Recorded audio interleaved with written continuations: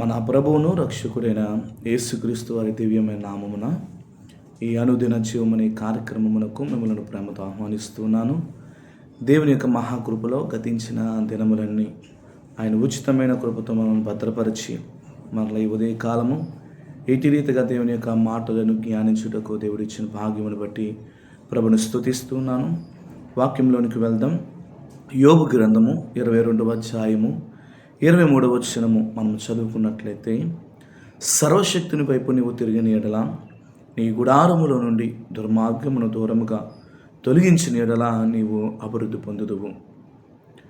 నా ప్రియ సహోదరి సహోదరులారా, ఈ దినాన అనేక మంది కుటుంబాలలో అభివృద్ధి లేకపోవడానికి కారణం, అనేక మంది కుటుంబాలలో నెమ్మది లేకపోవడానికి కారణం, అనేక మంది కుటుంబాలలో ప్రయాసపడుతున్నప్పటికీ, కష్టపడుతూ ఉన్నప్పటికీ, ఎంతగానో వారి జీవితం అంతా కూడా చెమటూర్చి అనేకమైన కార్యములు చేస్తూ ఉన్నప్పటికీ కూడా వారి జీవితాలలో నెమ్మది, సమాధానము, అభివృద్ధి లేకపోవడానికి గల కారణమును మనము జ్ఞాపకం చేసుకున్నట్లయితే, వారి జీవితములలో, వారి కుటుంబాలలో దుర్మార్గము ఏలుబడి చేస్తుంది. అనగా వారి జీవితాలలో, వారి కుటుంబాలలో దేవునికి భిన్నమైన కార్యములు వారిని యేసు ప్రభు దగ్గరికి రాకుండా చేస్తూ ఉన్నాయి.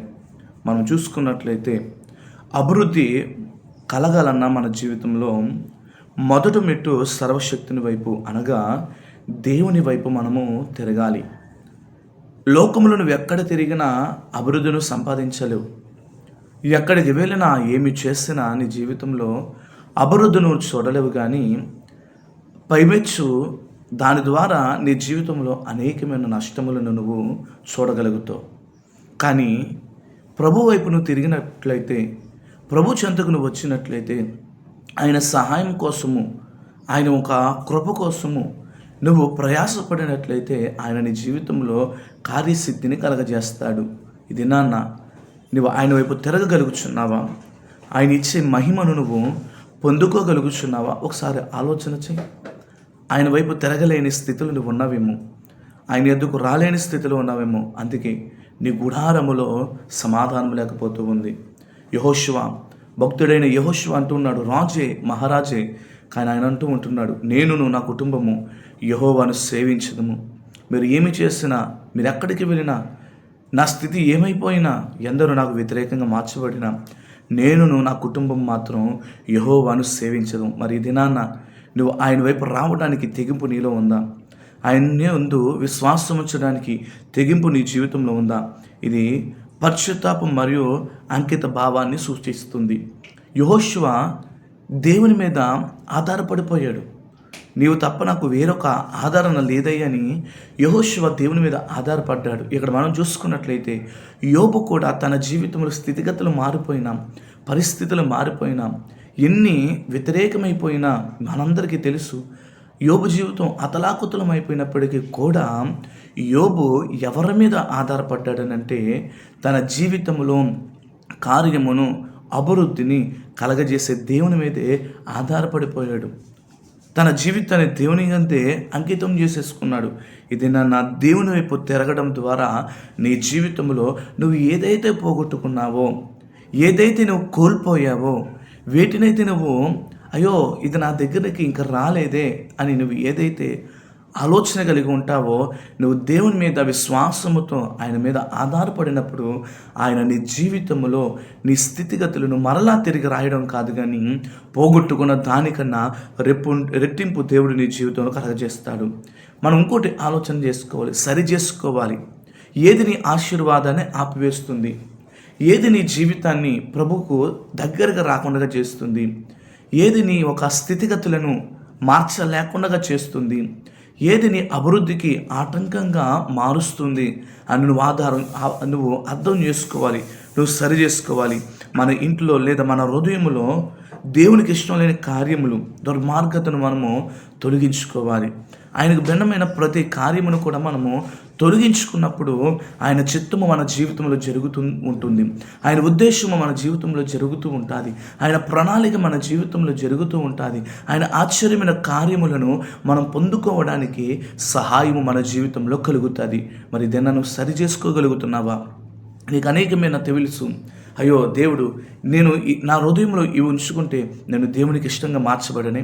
యెషయా గ్రంథంలో భక్తుడు సెలవిస్తున్నాడు కదా, మీ పాపములే ప్రభువుకును మీకును మధ్యన అడ్డుగోడల వలె ఉంటున్నాయని దేవుని వాక్యం సెలవిస్తుంది. మరి దినాన్న నీ జీవితంలో సమాధానం లేకపోవడానికి, నీ జీవితంలో అభివృద్ధి లేకపోవడానికి గల కారణము నువ్వు ఇంకా సరి చేయబడలేదేమో.